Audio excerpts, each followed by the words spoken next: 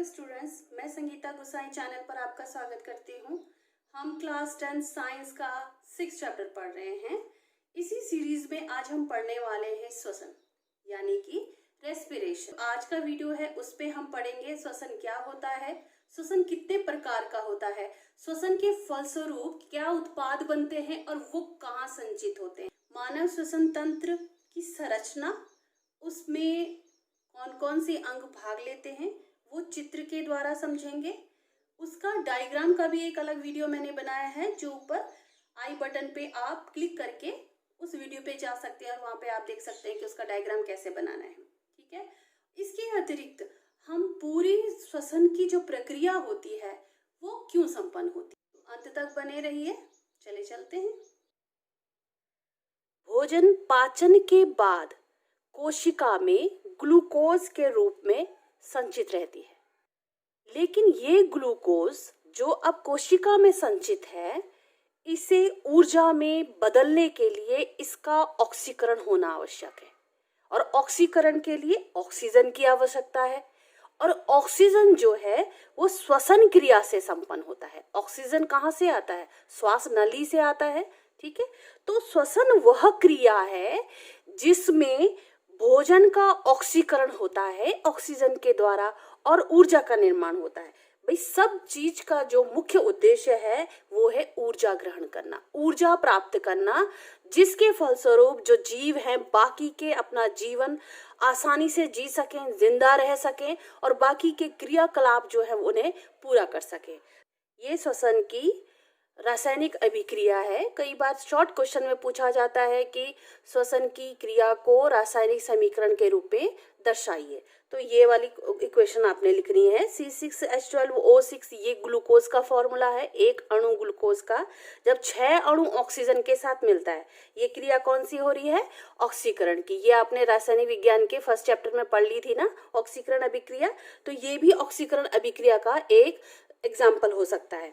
ठीक है, तो उसके बाद क्या होता है, उत्पाद में क्या क्या बनता है? एक तो कार्बन डाइऑक्साइड बनता है 6 अणु, उस और जल जो है उसका निर्माण होता है और जो मुख्य उद्देश्य है श्वसन का, ऊर्जा की प्राप्ति करना, तो ऊर्जा प्राप्त होता है और जो ऊर्जा होती है वो एटीपी अणु के रूप में कोशिका में संचित रहती है। वीडियो के अंत में मैं आपको श्वसन से संबंधित कुछ रोचक फैक्ट्स हैं, इंटरेस्टिंग फैक्ट हैं, उन्हें मैं बताऊंगी, वो हम अंत में देखेंगे। पहले हम ये पूरा कर लें।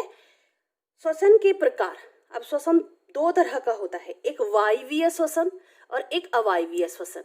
वायवीय श्वसन को ऑक्सी श्वसन कहते हैं और अवायवीय श्वसन को अनऑक्सी श्वसन कहते हैं। Aerobic respiration and aerobic respiration, ये 2 तरह के क्या होता है, श्वसन होता है।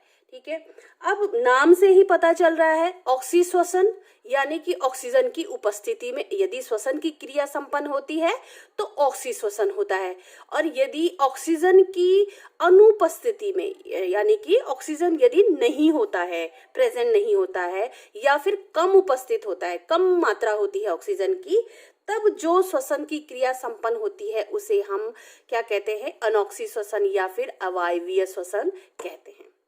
पहला जो है ऑक्सीजन की उपस्थिति में होता है, जो इसकी परिभाषा से ही निकलता है ये पॉइंट। ठीक है, और अवायवीय श्वसन क्या होता है? ऑक्सीजन की अनुपस्थिति में। वायवीय श्वसन कोशिका द्रव्य और माइटोकॉन्ड्रिया दोनों में होता है। ठीक है, दोनों में होगा। और जो अवायवीय श्वसन है वो केवल कोशिका द्रव्य में होता है, माइटोकॉन्ड्रिया में नहीं होता। ग्लूकोज का पूर्ण उपचयन होता है, यानी कि ग्लूकोज पूरी तरह से ऑक्सीकृत होकर के बहुत ज्यादा मात्रा में हमें ऊर्जा देता है। लेकिन जहाँ पे अवायवीय श्वसन होता है, जिन कोशिकाओं में या जिन जीवों में, वहां पर ग्लूकोज का उसका पूरा ऑक्सीकरण नहीं होता, जिसके फलस्वरूप जब पूरी तरह से ऑक्सीकरण नहीं होगा तो ऊर्जा भी जो है वो कम मात्रा में प्राप्त होती है। वायवीय श्वसन में एटीपी के 36 अणु बनते हैं, 36 मॉलिक्यूल बनते हैं। एटीपी क्या है?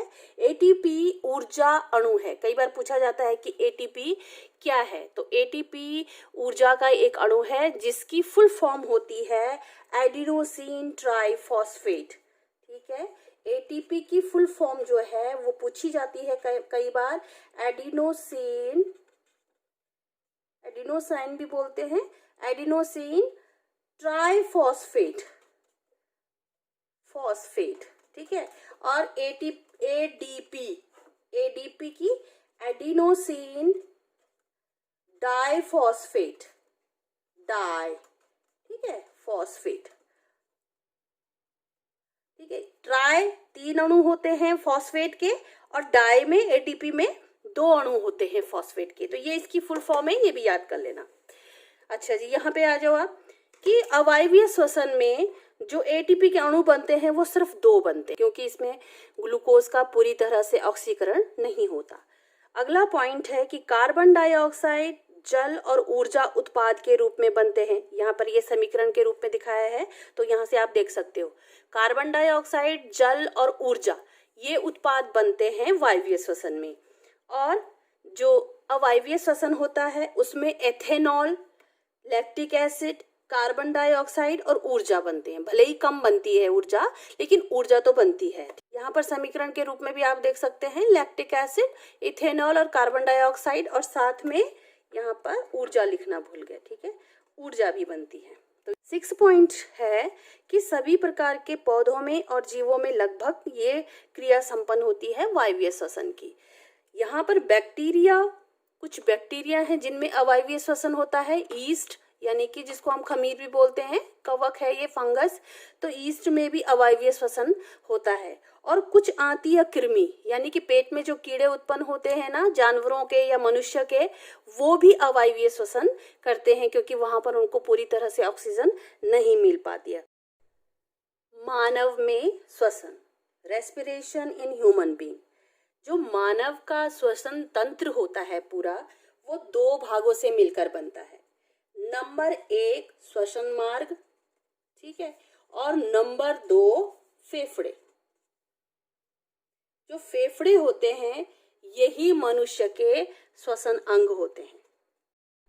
ये मनुष्य का श्वसन तंत्र है जिसमें दोनों भाग हैं श्वसन तंत्र के। एक है वायु मार्ग पूरा, यानी श्वसन मार्ग जिसको बोलते हैं, यहाँ नासा छिद्र से शुरू होता है और अंत में यहाँ पर द्वितीयक श्वसनिकाएं और इससे भी आगे तृतीयक श्वसनिकाओं में खत्म होता है। और जो दूसरा भाग है श्वसन तंत्र का वो है फेफड़े। तो इंसान के पास एक जोड़ी फेफड़े होते हैं। श्वसन मार्ग से ही वातावरण से ऑक्सीजन अंदर जाती है और श्वसन के फलस्वरूप कार्बन डाइऑक्साइड जो है वो बाहर आती है। नासा छिद्र नासा मार्ग में खुलते हैं। इसके अंदर थोड़ी नमी होती है, छोटे छोटे रोम जैसे बाल होते हैं, जिनका मुख्य कार्य होता है वातावरण से जो ऑक्सीजन के साथ धूल, मिट्टी या कोई बैक्टीरिया है वो अंदर जो है वो फेफड़ों में ना जा सके और फेफड़ों को ब्लॉक ना कर सके, मतलब ब्लॉकेज ना कर सके, जिससे कि वायु का आदान प्रदान जो है वो खतरे में पड़ जाए या मुश्किल हो जाए। नासा मार्ग में तंत्रिका, जो संवेदी तंत्रिकाएं होती हैं जिनसे हमें गंध का ज्ञान होता है। नासा मार्ग और मुख गुहा जहां पर मिलते हैं उसे हम कहते हैं ग्रसनी। ग्रसनी या फेरेंक्स ये जो पाचन तंत्र है उसका भी अंग है, आपने यदि पढ़ा हो, याद हो आपको, ठीक है। ग्रसनी के बाद थोड़ा और नीचे आओगे, यहाँ पर एक कंठ है, ठीक है ना, लैरिंक्स जिसको बोलते हैं। ये श्वास नाल का सबसे ऊपरी वाला भाग होता है। तो इसे हम स्वरतंत्र भी कहते हैं, वाक रज्जु भी कहते हैं, यानी कि यहीं से जो है वो साउंड जो हम बोलते हैं वो यहीं से निकलती है। वाक रज्जुओं के कंपन से ही ध्वनि उत्पन्न होती है। कंठ जो है उसके बाद श्वास नली में खुलता है। आप यहाँ पे देख रहे हो इस तरह के ये रिंग बने हुए हैं, तो अगर आप साइड से देखोगे तो इस तरह का एक के ऊपर एक सी के आकार के छल्ले बने होते हैं जो ट्रैकिया के यानी श्वास नली की दीवार को बाहर से घेर के रखते हैं। आगे चलकर श्वास नली 2 भागों में बंट जाती है, जिनको कि हम श्वसनिया या ब्रोंकाई, ब्रोंचाई भी कहते हैं, ब्रोंकाई भी कहते हैं। ये 2 ब्रोंकाई हमारे पास होती हैं। ये आगे चल के फिर से जैसे पेड़ की शाखाएं ऊपर चलते चलते विभिन्न भागों में बढ़ती जाती हैं, वैसे ही जो श्वसनिया हैं फिर से श्वसनिकाओं में आगे चल के बढ़ जाती है। फिर ये लगातार जो है वो ऐसे ये फिर आगे मतलब शाखाओं में पूरी तरह से फैल जाती हैं। ये अगर आपको दिख रहा हो तो इस तरह से पूरी पेड़ की शाखाओं की तरह ये श्वसनियां आगे चल के श्वसनिकाओं में बढ़ जाती हैं, आगे और डिवाइड हो जाती हैं। श्वसनिकाएं फिर से द्वितीयक श्वसनिकाओं में, द्वितीयक श्वसनिकाएं फिर तृतीयक श्वसनिकाओं में, आगे चल के पूरी तरह से जो अंतिम भाग होता है तृतीयक श्वसनिकाओं का, उनको हम कुपिकाएं कहते हैं। ठीक है, जब ये आगे बढ़ते बढ़ते पूरा अंत आ जाता है, इस तरह से शाखाओं में बढ़ते बढ़ते जो अंतिम भाग होता है, इसको हम क्या कहते हैं, कुपिका कहते हैं। अब दूसरा भाग है लंग्स यानी कि फेफड़े। वक्ष गुहा में एक जोड़ी फेफड़े होते हैं जो हृदय के पार्श्व में स्थित होते हैं, मतलब गुलाबी रंग के, बहुत कोमल और स्पंजी होते हैं। फेफड़े दोहरी भित्ति से बने होते हैं, यानी कि इनकी जो भित्ति है ना, इस तरह से दोहरी भित्ति की बनी होती है।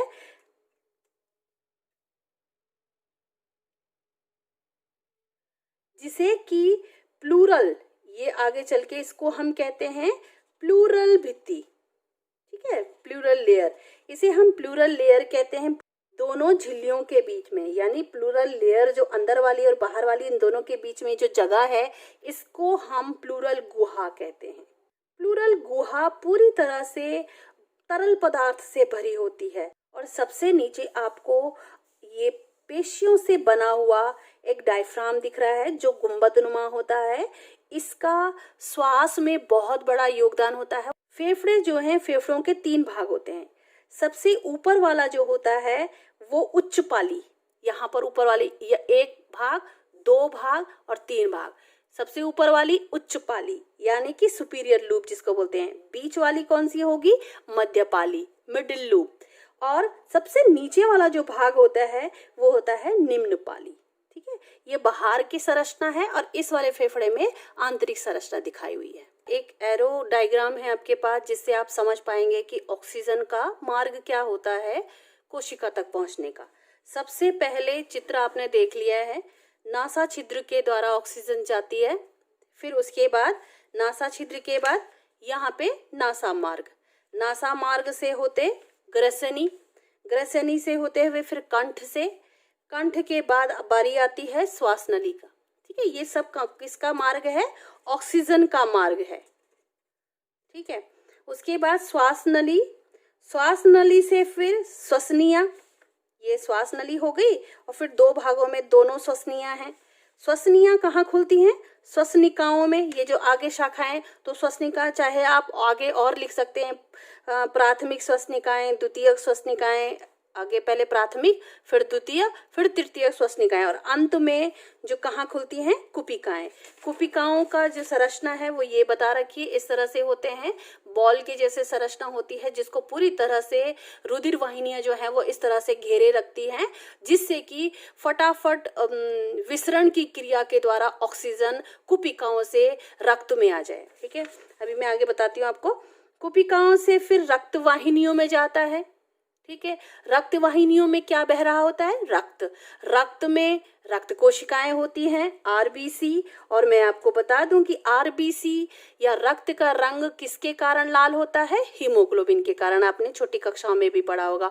और हीमोग्लोबिन ही ऐसा अणु होता है जो ऑक्सीजन को धारण करता है। ठीक है, ऑक्सीजन को एक स्थान से दूसरे स्थान पर ले जाने का काम आरबीसी करती है और आरबीसी के अंदर हीमोग्लोबिन ही ऑक्सीजन को धारण करता है। ठीक है, अब रक्त कोशिका में पहुंच गई। उसके बाद रक्त कोशिका तो शरीर के हर भाग में जाती है रक्त वाहिनियों के द्वारा, वहां पर कोशिका में जाती है और कोशिका में ही भोजन संग्रहित होता है। वहां कोशिका में पहुंचकर ऑक्सीजन उसको ऑक्सीकृत करती है और ऊर्जा में बदलती है, और उसके साथ साथ और क्या बनता है, CO2। CO2 फिर से वही मार्ग उल्टा पकड़ता है। ये 2 फेफड़े हैं। ठीक है, ऑक्सीजन अंदर हुई, उसके बाद यहाँ पर आरबीसी है। ठीक है, अंत में कुपिका जो है वो रक्त वाहिनियों में बह रहे रक्त में विसरित हो जाती है, डिफ्यूज हो जाती है। तो यहाँ पर ऑक्सीजन, अब रक्त तो लगातार पूरे शरीर में हर कोशिका तक पहुंच रहा है। ये फिर कहाँ पहुंच जाता है, माना कि यहाँ पर कोशिकाएं हैं। ठीक है, यहाँ पर कोशिकाएं, यहाँ पर पहले से ही भोजन पहले से ही प्रेजेंट है, जो हमने पहले भोजन ग्रहण किया था।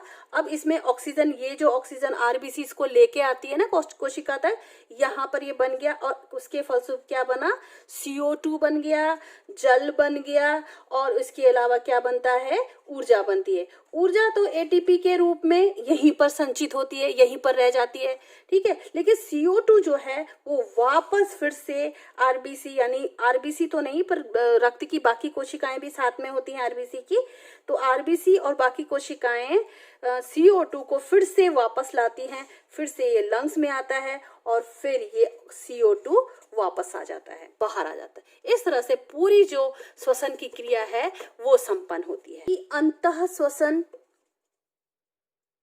एवं निश्वसन में क्या अंतर है?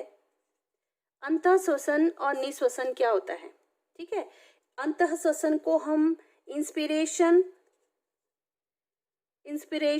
और निश्वसन को हम एक्सपीरेशन कहते हैं। और सरल भाषा में अगर मैं बताऊं तो अंदर सांस लेना, ठीक है, अंदर सांस लेना इंस्पिरेशन और बाहर सांस छोड़ना निश्वसन। इन दोनों में होता क्या है, फिर से मैं ये रफली डायग्राम बनाती हूँ लंग्स का। ये डायफ्राम है, जब ऑक्सीजन अंदर आती है, ठीक है, तो फेफड़ों पर बाहर की ओर दबाव पड़ता है, ठीक है, तो डायफ्राम जो है वो नीचे की तरफ आ जाता है, ठीक है। और यदि हम जब सांस लेते हैं, वापस छोड़ते हैं CO2, तो हम क्या करते हैं, फेफड़ों पर अंदर की ओर दबाव पड़ता है, फेफड़े पिचक जाते हैं, हमारी छाती का साइज कम हो जाता है। आपने देखा होगा जब हम अंदर सांस लेते हैं यानी कि अंतः श्वसन करते हैं तो जो वक्ष की जो साइज होता है, आकार होता है, वो बढ़ जाता है, ठीक है, और डायफ्राम जो है वो नीचे की ओर आता है। लेकिन जब हम निश्वसन एक्सपिरेशन इनहेलेशन करते हैं तो छाती का जो, क्योंकि जो फेफड़े हैं वो पिचक जाते हैं, तो छाती का साइज यानी वक्ष स्थल का जो साइज होता है, आकार होता है, वो भी कम हो जाता है और डायफ्राम जो है वो गुंबद की तरह बन जाता है, यानी कि अंदर की ओर पिचक जाता है, ठीक है, इस तरह से अंदर हो जाता है। तो जब हम अंतः श्वसन करते हैं तो ऑक्सीजन अंदर आती है, लेकिन जब हम निश्वसन करते हैं, बाहर की तरफ श्वास लेते हैं, तो CO2 बाहर आती है, डायफ्राम है। इंस्पिरेशन। अब बारी आती है इंटरेस्टिंग फैक्ट, बड़ी रोचक जानकारी की, श्वसन से संबंधित। हमारा हमेशा जो बायां फेफड़ा होता है वो आकार में छोटा होता है, ये आकार में छोटा होता है बायां। लेफ्ट साइड जो है यानी बाएं तरफ हृदय भी होता है, तो हृदय को एडजस्ट करने के लिए फेफड़ा होता है वो छोटे आकार का होता है। कोई भी जीव पूरी तरह से अपने फेफड़ों को रिक्त नहीं कर पाता वायु से, कुछ न कुछ जो वायु होती है वो उसके फेफड़ों में रह जाती है।